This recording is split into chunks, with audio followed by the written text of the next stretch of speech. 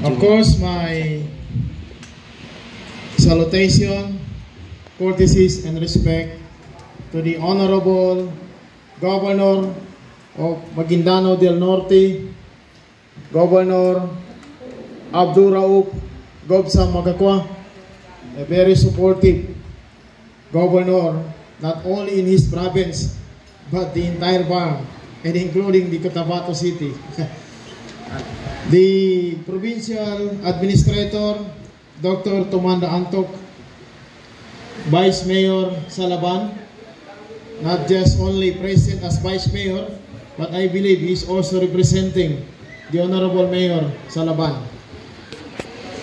The very supportive members of the University Board of Regents, Honorable Dr. Saudi Abubakar, the President of the University Alumni Association, and the President of the Faculty Association of the University, Honorable Ismail Ali, the Dean of the Graduate School, Dr. Abdul Samad Shaikh.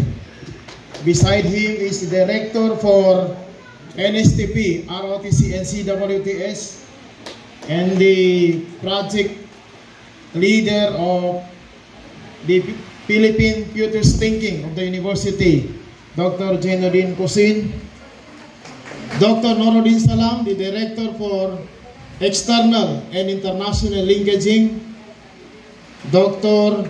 Muhammadin Dato, our farm manager and faculty of the graduate school,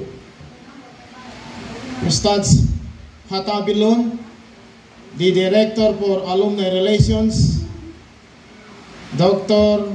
Amelia, one of the faculty members of the social work and the graduate school programs, the very active focal person of these extension classes of the Barangay Gambar Islamic and Peace and Development Center, Dr. Muhammad Makakwa. Our guest also here, our partner from the city government, Ustaz Muin, and the CCH chairman or coordinator, Sir Jainuddin Malang, the rest whom I didn't mention. Sir Butch Malang, not Jainuddin Malang. Sorry, sir. Our beloved enrollees of this school year 2024-2025, ladies and gentlemen, good morning and assalamu alaikum. Indeed, it is my honor and pride to be here today after realizing our dreams, especially the vision of our beloved Governor Gobsam to materialize the extension classes of the Cotabato State University in this venue.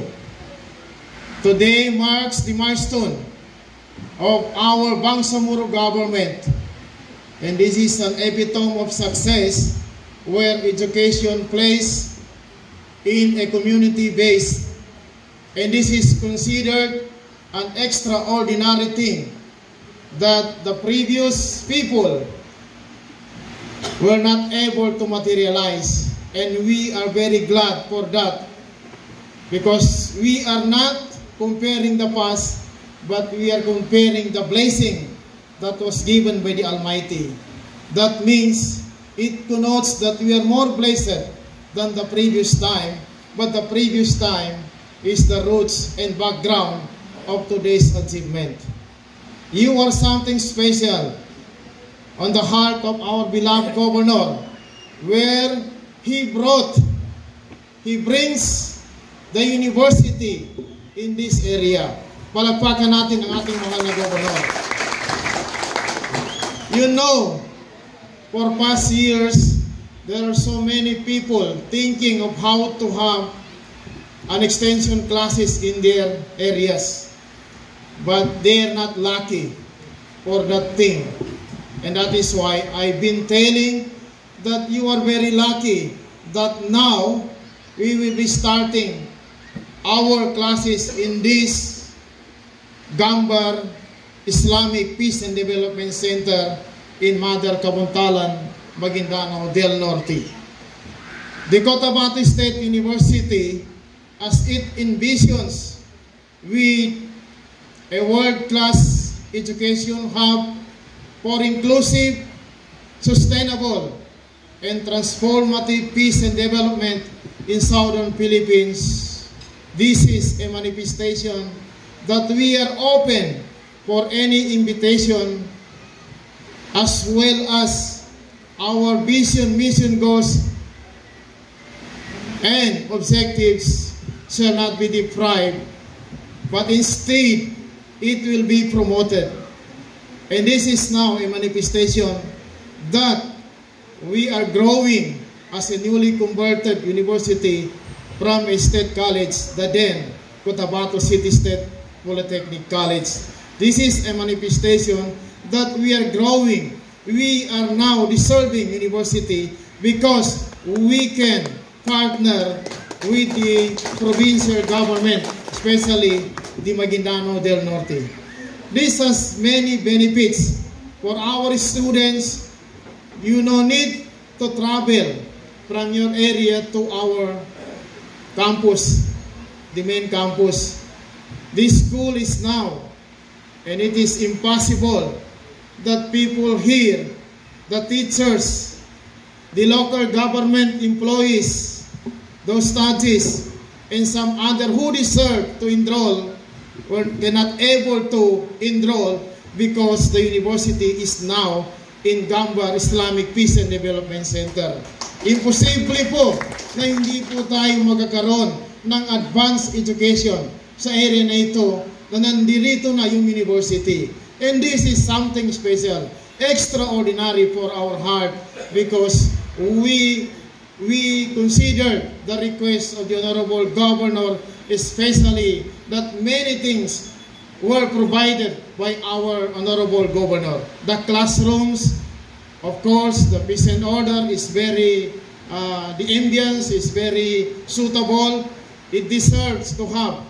And all the considerations after bringing it to the board were approved by the board as witnessed by our Honorable Regents here, the Faculty President Association and the Alumni President, Alumni Association President, Saudi Abubakar. So with that, we expect that this should be a model, an epitome of success, not only in our area, but throughout the BAM, where university is now in the community. Sana gawin natin itong modelo. There is a saying of an expert that a good beginning predicts a good ending. Hopefully that will be true. And a journey of 1,000 miles begins with a single step. Yes, that is true. Nagsimulat tayo noon ng pag-iisip, planning, and of course with our prayer, especially our Honorable Governor is very supportive, na-realize natin ngayon. So, nagpapasalamat tayo dahil binigyan ng blessing sa kaisipan at puso ng ating mahal na Governor.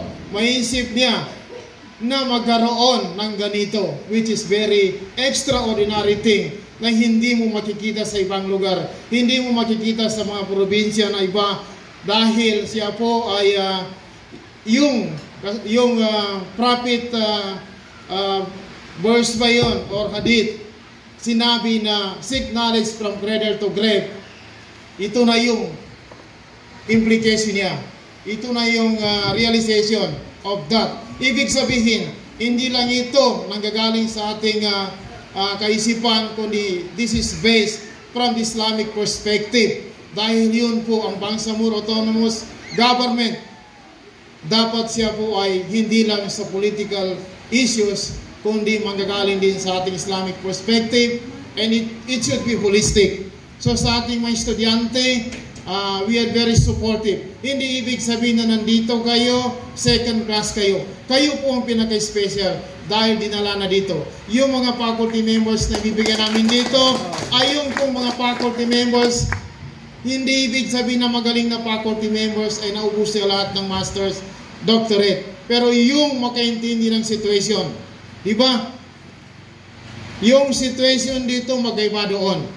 Ang internet siguro dito medyo mahina compared doon sa city. So yun ang mga considerations din sa mga faculty members dito.